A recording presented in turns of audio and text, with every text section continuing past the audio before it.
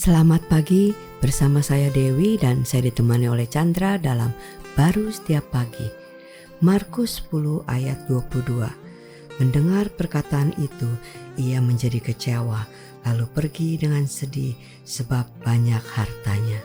Ini cerita tentang seorang anak muda yang kaya raya ya, ingin mencari hidup kekal atau kehidupan yang di dalam Kristus. Tapi yang dia temukan galau hatinya.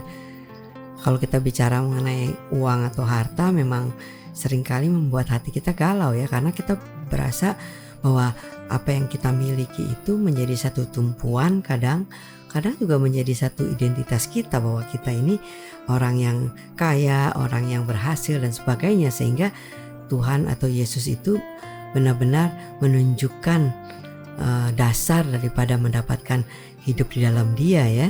Ya, kalau kita lihat posisi kita sebagai orang kaya yang Tuhan mintakan semua hartanya diberikan, ya tentunya itu sangat susah ya secara manusia ya kan. Dia pikir cari Tuhan ya mau dapat duit lebih banyak. Dia udah dapat duit bersusah payah, sekarang diminta sama Tuhan untuk duitnya, bukan minta setengah tapi seluruhnya.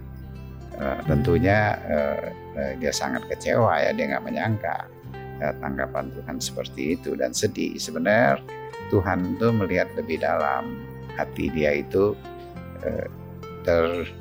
terpaut ya dengan harta ini, sehingga ya tentunya dia tidak bisa menerima keberadaan hidup Tuhan di dalam hatinya. Sebenarnya bukan masalahnya Tuhan nggak mau dia punya harta yang banyak atau berkecukupan di dalam hidupnya. Betul. Tapi itu menjadi sesuatu yang terbatas sementara, bahkan kan ada kalanya ya membuatkan dia hatinya itu bukan didesain dari keberadaan harta itu, tapi lebih kepada Tuhan, baru dia bisa merasa cukup, puas, dan tenang, damai di dalam menjalani hidup.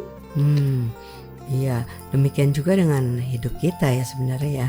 Tuhan ingin kita itu menaruh percaya kepada Kristus, bukan kepada apa yang dapat kita lakukan ya. Ya, sebenarnya kita itu sangat terbatas berpikirnya di materi ya, tapi kalau Tuhan tuh melihatnya kan dia lebih tahu apa yang sebenarnya yang dibutuhkan dalam hidup kita, yaitu dia sendiri di hati kita itu. Dengan kita membuka hati kita, percaya kepada dia, ya tentunya yang harta yang kita pikir sebagai sumber hidup kita itu tidak lagi menjadi dasar sumber hidup kita, karena dialah sebenarnya sumber hidup yang sesungguhnya.